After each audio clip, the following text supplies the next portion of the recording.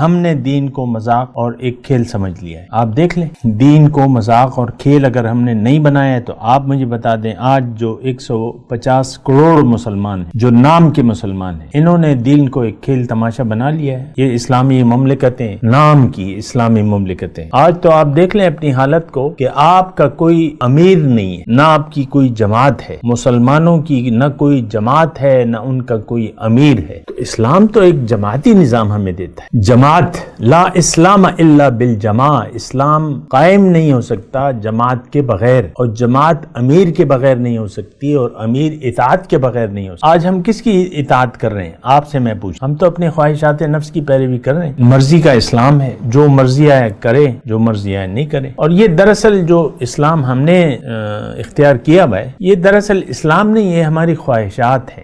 دین کو ہم نے ایک کھیل تماشا بنا لیا ہے اور اس کو اپنی مرضی کے تابع کر لیا۔